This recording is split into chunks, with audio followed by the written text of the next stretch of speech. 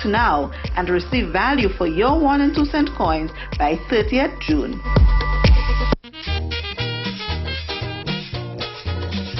Cathy's Snacket on Central Thibault Avenue in McKnight opens daily at 12 noon for lunch and quick bites. Call Cathy's Snacket at 665-0561 for daily lunch specials and quick bites. Cathy's Snacket on Central Thibault Avenue in McKnight, serving local dishes such as stewed mutton and pork, fried fish, baked and barbecue chicken, seasoned rice and mashed potatoes, local drinks and quick bites such as burgers, fries, garlic bread and much more. Call Cathy's Snacket at 665-0561 to order.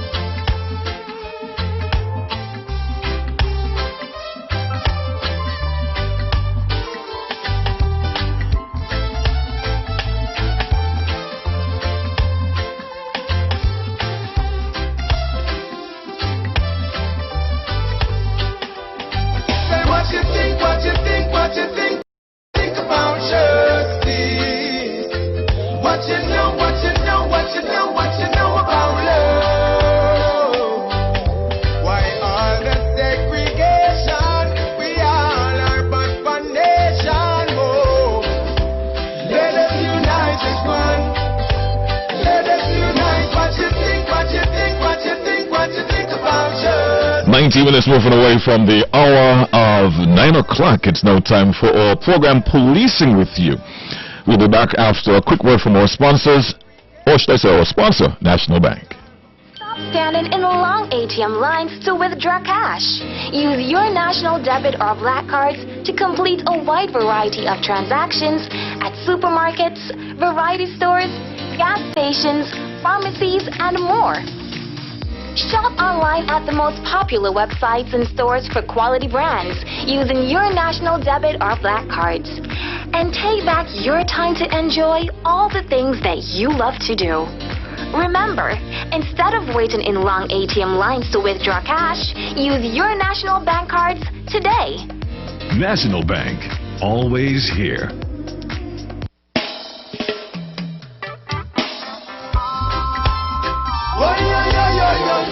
Good morning. Welcome back to the program. I'm your moderator for today, GQ, and of course our host this morning is Inspector Alvic Edwards. Good morning to you, sir. How are you doing today? Good morning, GQ. Good morning to those of you listening via radio or the internet. I am Inspector of Police Alvic Edwards. I am the host for today's program, Policing with You. GQ is the moderator for today's proceedings. In the studio with me this morning are three persons: the telecommunication officer acting Julian Marishaw, Corporal of Police Miss Shalisa Vaughan, and Miss Janice Duncan. At this juncture, I would like you to introduce yourself to the listening audience. Yes, good morning, general audience. My name is Julian Marishaw, the person responsible for telecommunication, which my title is acting telecommunication officer. My duties there is to oversee the daily operation of the department and assist with any technical advice to the police force. Thank you. Good morning, everyone listening. My name is Shalisa Vaughan. I'm a woman corporal of police at the Royal St. Christopher Nevis Police Force, and I'm presently attached at the telecommunications department as a supervisor. Good morning to the listening public. My name is Janice Duncan. I'm a civilian there working at the telecom department. My job is dispatcher and telecommunications. Thank you. My three guest hosts. The telecommunication department of the Royal St. Christopher Nevis Police Force is not often publicized. However, that unit oversees several important functions, including the very important 911 services. At this juncture, I will now pose a number of questions to you guys, hoping that the most appropriate response is given. Tell us about the telecommunication department and what is its responsibility. Well, I may respond to that, Mr. Edwards. The telecom department is really the brain for the St. Nevis Police Force, where we are tasked with providing technical assistance to all police stations, CCTV, 911 emergency. We also act as the tsunami focal point for St. Kitts and Nevis. Thank you, Mr. Marishaw, for your answer. The tsunami tests also come through that unit. Tell us about that exercise. Okay, I'll take on that task. The tsunami is basically a long high wave caused by an earthquake or some kind of disturbance.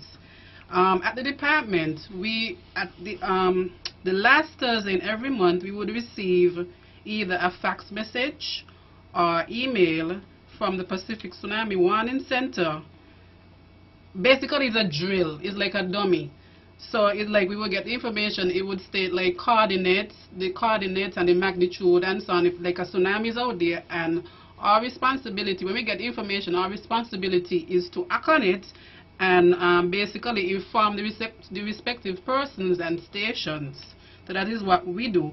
And it will also state that no action is required and that there is no threat to this specific area, like the British Virgin Islands, the U.S. Virgin Islands, and Puerto Rico. So it gives you a synopsis of what's going on. Yeah, it's like a drill. Okay. So in case that unfortunately one do hit our shores, right, we will know how to act upon it.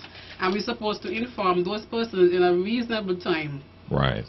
So you're like the dissemination center, so to speak, then? Yeah, basically, because the information will come to us, and our part is to call the respective persons and inform them. Bearing in mind that not only the last Thursday we get the information, but it could happen at any time. So if some kind of activity is out there, it will come to us, and we're supposed to follow the same protocol and do the same, like a drill. But then this will be something serious. Right. So it gives you a real life scenario to deal with. Yeah, so in case, you know, something hit our shores or neighboring countries or stuff like that in our region, we follow the same protocol and act upon it. Thank you, Corporal Vaughan. Our main focus today is 911. What is 911 about? I will take this one. The 911 is a worldwide organization. The 911 is a worldwide organization. It's not only recognized locally, it's worldwide. And the emergency is a serious line. It's carrier load. When I say it's carrier load, it's from sometimes people will call through for the EMS and for the fire departments, right? That's it. Thank you, Ms. Duncan, for that answer. About how many calls would you get through the switchboard daily, and how many calls go to 911 daily? Okay, I'll take on that task. On a daily basis, I would say we get about 1,080 calls, that switchboard and the 911. Out of the 1,080, you would say 168 911. 168 will come to the 911 line, and about 45 of that 168 actually are emergencies. So you would say the prank 73% out of. So it would be, yeah, 73%. Prank calls, 70%. Wow. So mostly prank calls always supersede the emergency, actual emergency calls that we receive. Inspector, can I? Yeah, sure. How do you deal with that, though? Seeing that number is so high, how do you set your mind to be on point? Because every call you should be treated as if it's an emergency. Yeah. But if you know, well, 80% of the calls I'm getting is a prank call, do you still reluctant to pick up the phone? Is it preventing you from doing your job? I would say no, because you never know. You never know you're supposed to treat. Even if it's 1,001 call, you're supposed to answer them speedily. Because you just never know. It might be a life or death situation. You may answer and then what, somebody lose their life. So you have to answer as if all calls are emergencies. Let me put it that way. All right. I'm glad that you're not deterred. That's the point I was trying to get at. I'm glad that you're not deterred, because we don't need all people in that position to get deterred. You know, I know it can be frustrating, but I appreciate your professionalism. Well, actually, it doesn't bother me because I'm accustomed to it, so you know. Okay. All right. Inspector. Well, GK, let us break at this point for a word from our sponsors, and our return we'll solicit calls from the general public. Okay, sure, great. And the number to call when we return will be 465-2555, and if you're overseas and you want to get in, 718-577-2916. Long ATM lines to withdraw cash. Use your national debit or black cards to complete a wide variety of transactions at supermarkets, variety stores, gas stations, pharmacies, and more. Shop online at the most popular websites and stores for quality brands using your national debit or black cards. And take back your time to enjoy all the things that you love to do. Remember, instead of waiting in long ATM lines to withdraw cash, use your national bank cards today. National Bank, always here.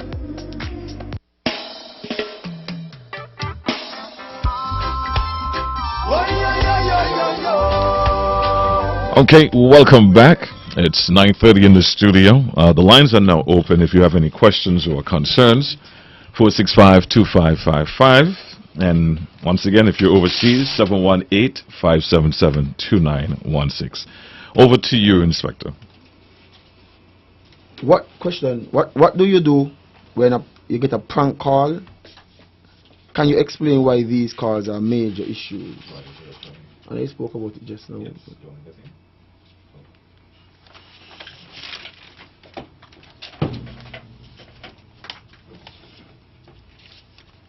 Somebody? Anybody? Okay, when we get prank calls, sometimes, the phone would ring, nobody on the line, somebody blind in the line, children farming food on the line, even adults would farm food on the line. What we usually do, what I would do, sometimes we take the number, because you would see number, sometimes it's blocked, sometimes it's the number is known. But if the number is known, I would call back, see if anybody answer. If anybody answer, like an adult or whatever, I would tell them, you need to tell them what's going on, and you need to, if children in the house or whatever, talk to them because they're supposed to discontinue.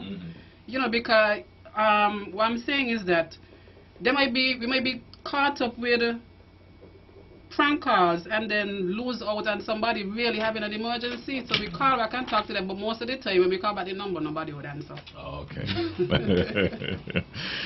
We have a caller on the line.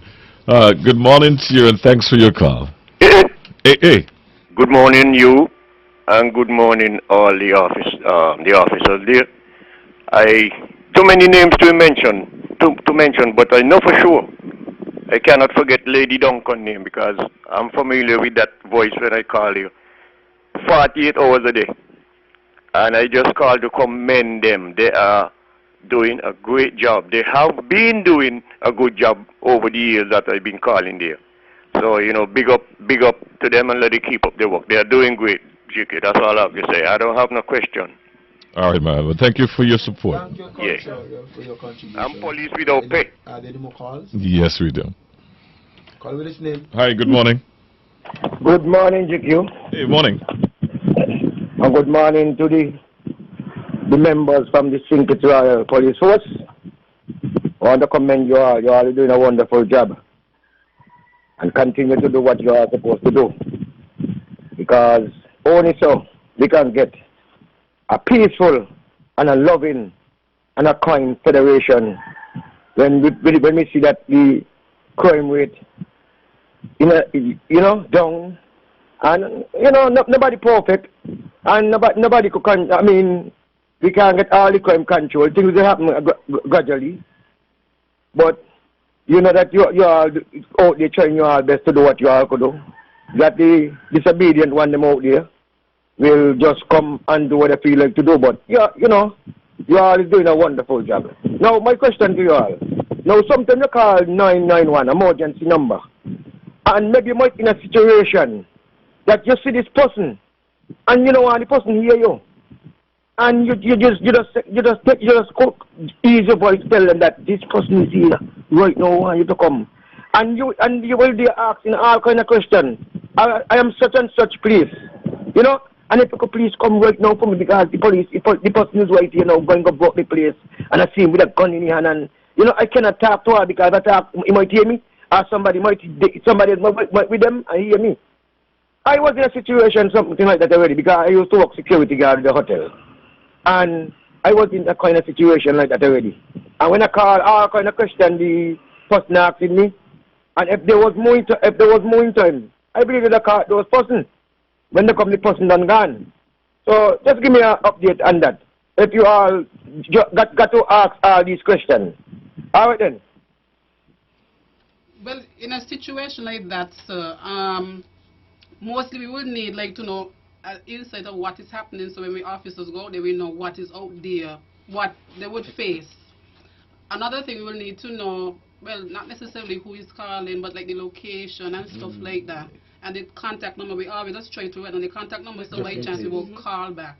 We don't have to ask a lot of information because, as you say, you're tying up time and then you don't want the person to be out there and then police will reach in good time. So we don't need all the information. We're supposed to just take short information, the vital information for the officer to be able to call wherever to deal with the officers in whichever area and for them to deal with same speedily. And I will say, we don't really took long, but we have to, place because to the police them to transfer the call. It's an extension that we transfer the calls to the police.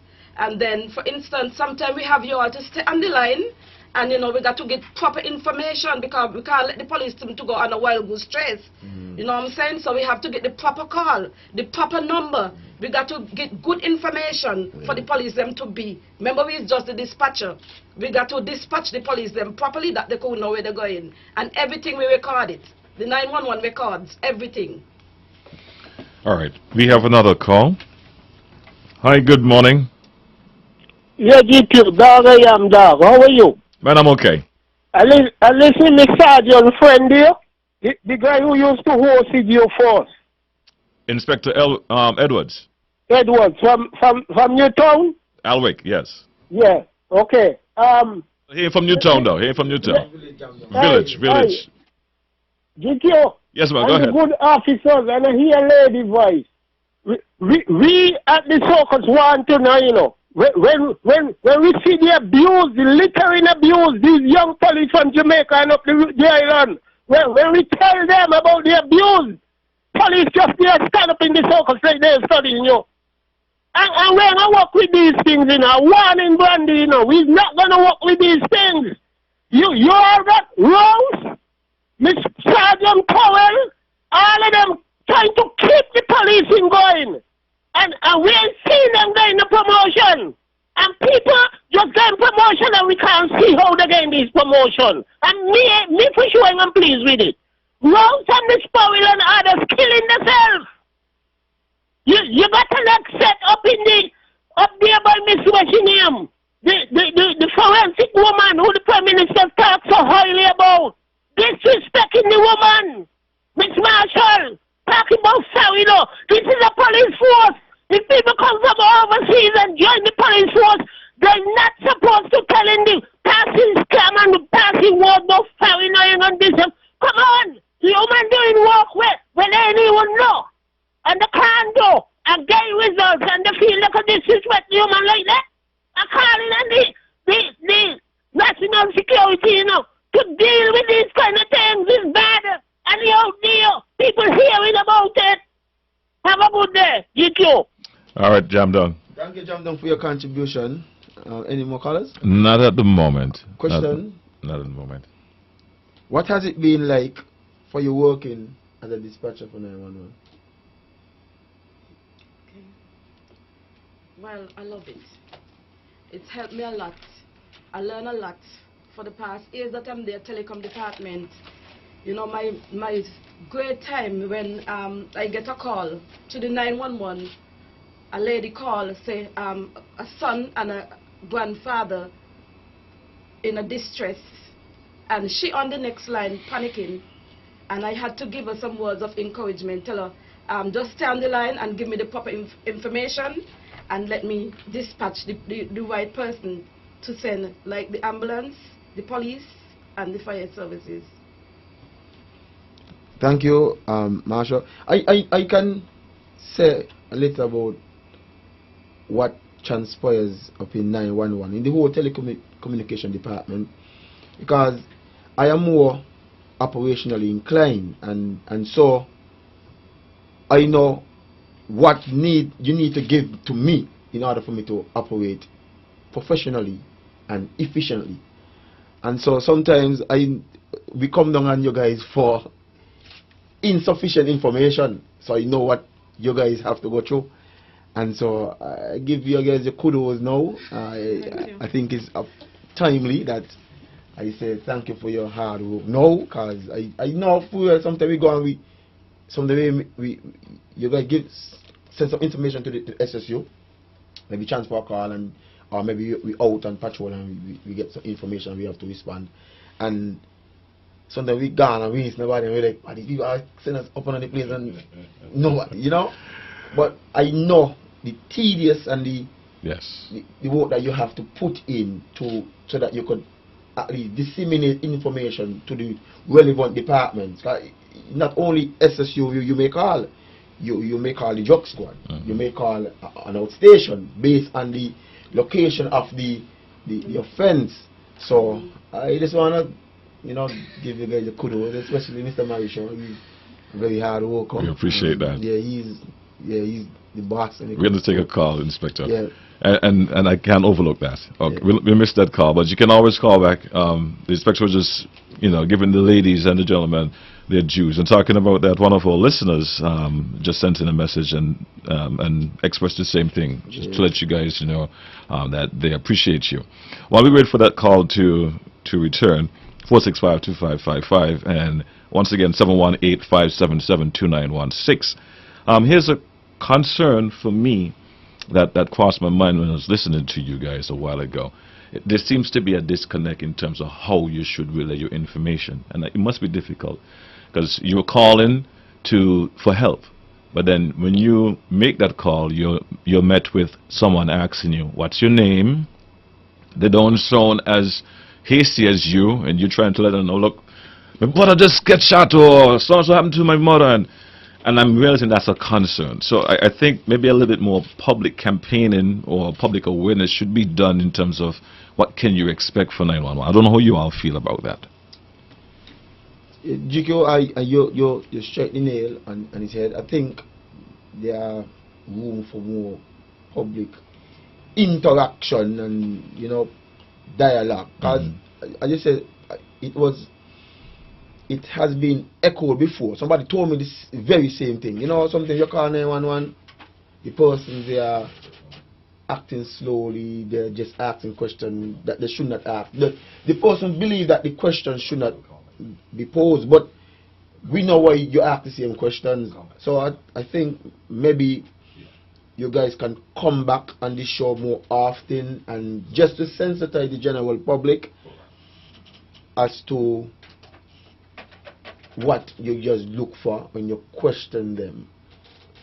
Are there any callers? Yes. We have 2 calls here. So let's take this one. I think it's Culture. Good morning, Culture. Yes, good morning again here. Yeah. You see why I have to commend the operators at the call center, because a few times, okay, one time in particular, I saw some children doing something out of the ordinary, and it was dangerous to their life. And I called the call center up there, 2241, and bam, they give me the number for the police station. When I call the police station and tell them what was going on, they're telling me that they in their district. I said, this is life. I calling for you all to come and avoid life exposed for what was happening. They said, mister, what your name? I give them my name. Where you live? I said, but you're going to ask me, well, you're going to tell where this thing happening? I tell you right there. But anyway, I give them where I live. They want to know the color of me house. I said, no. See you. And I hang up the phone. And I call back again and say, you ready to take the report? And she shook her teeth and had slammed down the phone. So I had to call 2241, tell them put me on to Mr. Henry. And I tell Mr. Henry, and Mr. Henry call the police station and straighten it out. So when those people in the call center respond professionally, there are some police out there defeat the purpose of the person in the call center. So you all look jam down say, a lot of police who are in the clothes, they need to be what you call it, they need to pull up, because another did not train them that way. The way they behave out there like they're in the house. And I think a lot of them need to be checked with a polygraph before they pass out. Thank you, officer. Thank you, Culture, for your contribution. As usual, your contribution always important to the panelists here. You have another call? Yes, we do. We're listening. All right, good morning. GQ, always, let me show you something. You hear what GQ just asked you there a while ago? When people call in to the station to make serious report, this letter prolonging it Merrill can Hanley and Stafford and Seabrook and them. Once the call come in, the boys are out there, and this is locking. And you all going to pull some of these young boys together because it ain't nice. People are going to come up the station by the guard room, come say these things. They're coming in the circus. And we know when you stand around here, we're in a big country, but we had a good police force. Everything around the world is police. Because police bring order in any country. This country got laws. And this high command got to come better to us with this administration in power. Have a good day. Thank you, Mr. Manners, for your contribution. Have a final question. Your job is such a critical one. What kind of personality, temperament would a person need to have to cope with a job like this? The person should have patience, compassion, and a lot of understanding.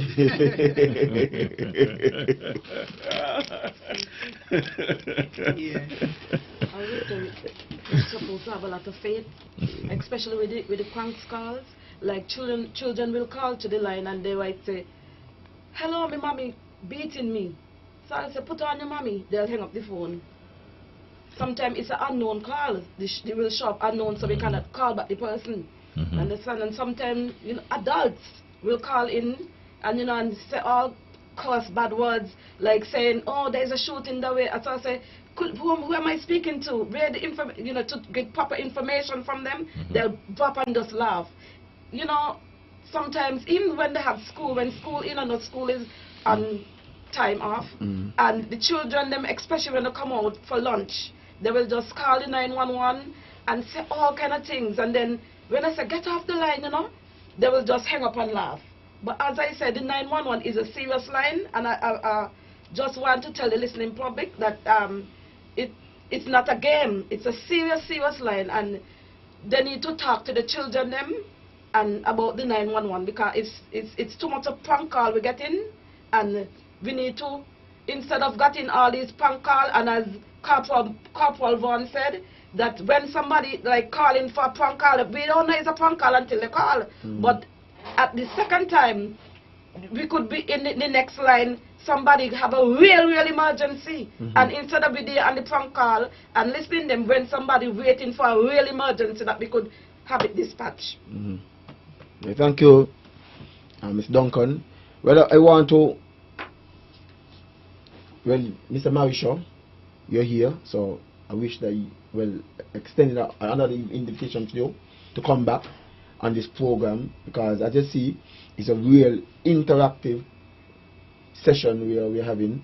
I want to convey to the PRO also that telecommunication department, the members are a member, whatever it is, should come back to at least interact with the public, as it's a real interactive show. Yeah, the need is there. We need to know, because I don't know. Sorry, you're going to say something, Corporal? Okay. I don't know how you're going to filter prank calls. I don't know if there's a process where you can filter, because you would not know one's intention, who's calling. So, and then you just can't don't answer the call. Don't answer the call, or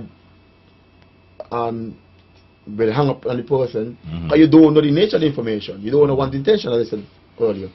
So, I hear your point. Sorry to interrupt you, Inspector. I agree with what you're saying, but I want to take one more call before we wrap the program. You can. Okay, we lost that one. I'm going to leave room for one more call. Remember, this program is to hear from you, the public. Sure. More so that at least the officers can do their job better. All right, good morning. Hi, good morning. Yes, you're live. Go ahead. Yes, great program. Just a thought that I just came up with.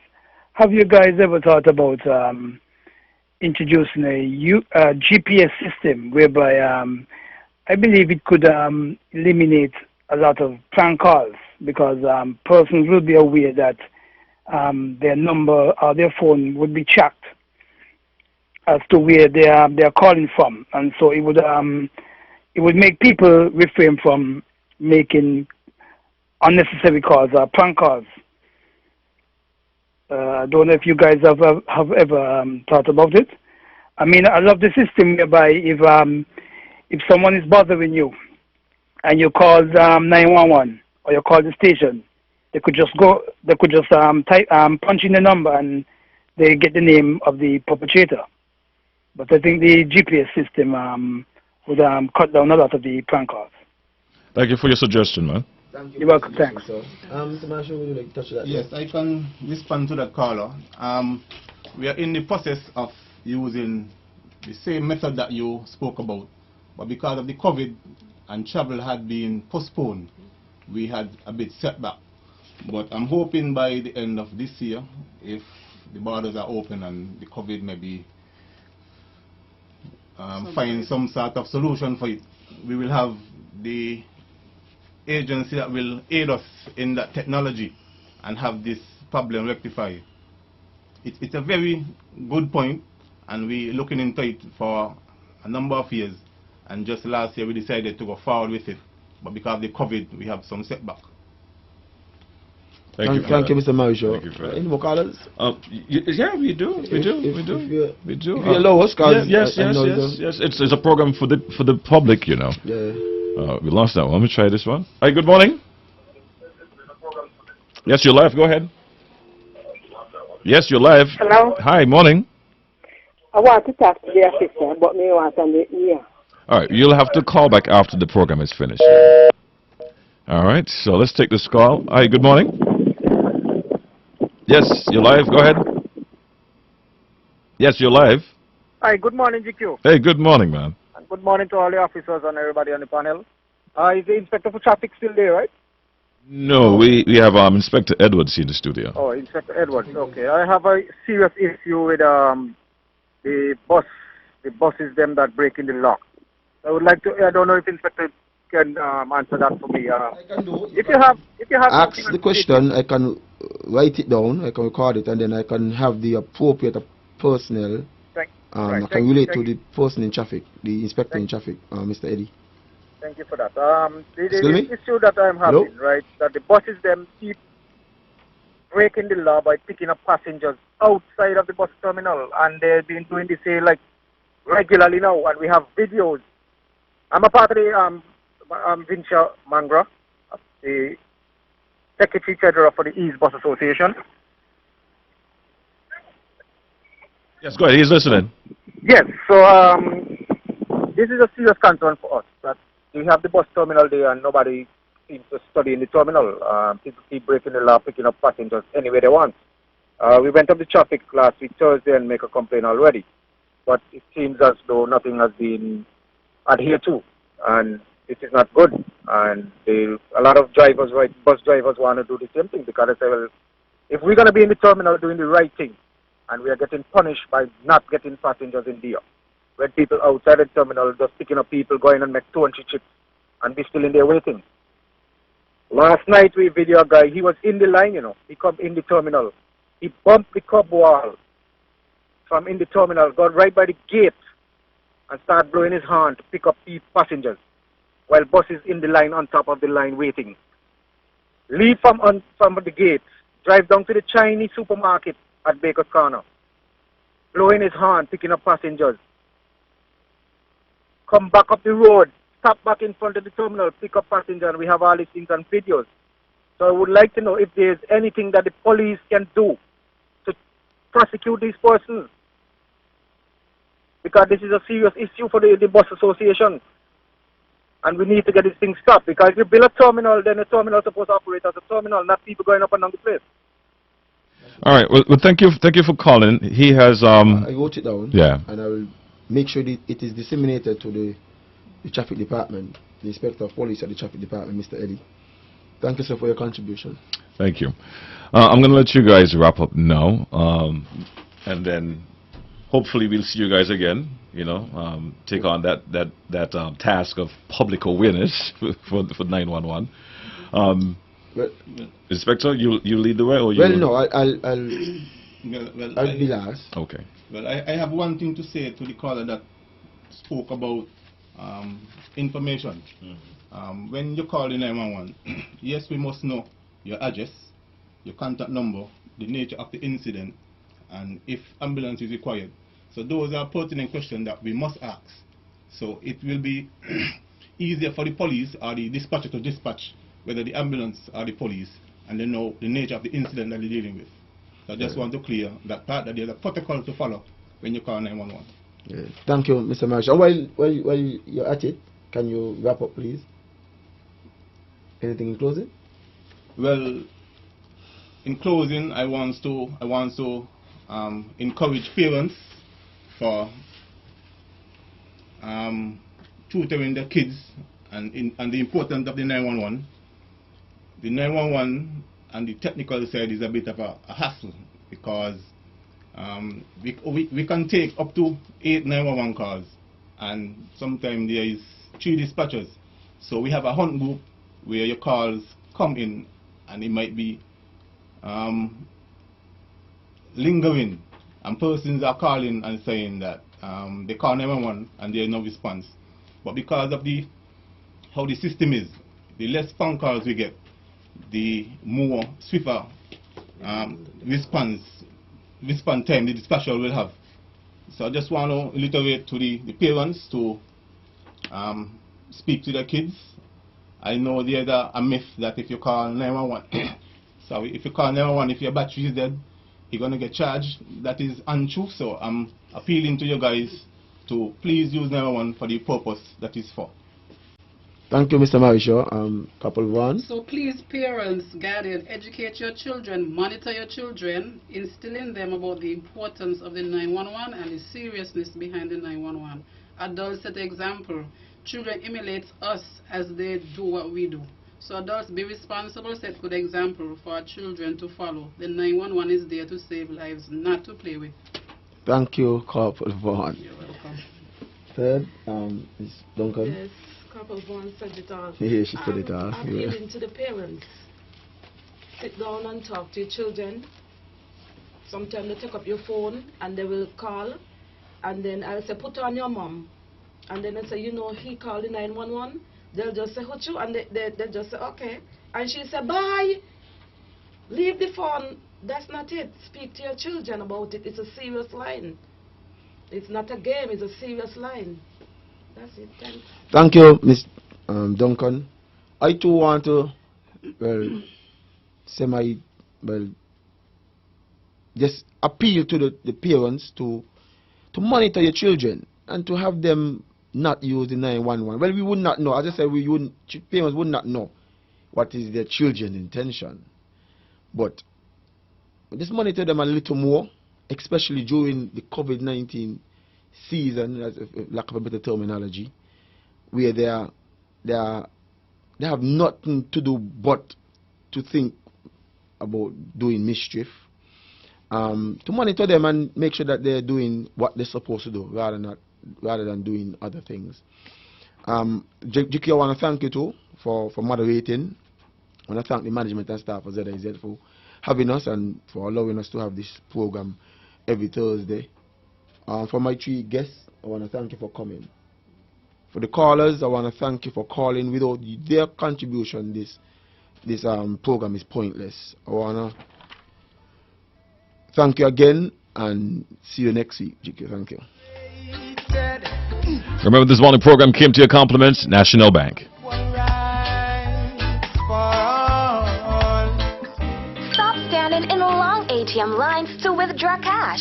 Use your national debit or black cards to complete a wide variety of transactions at supermarkets, variety stores, gas stations, pharmacies, and more.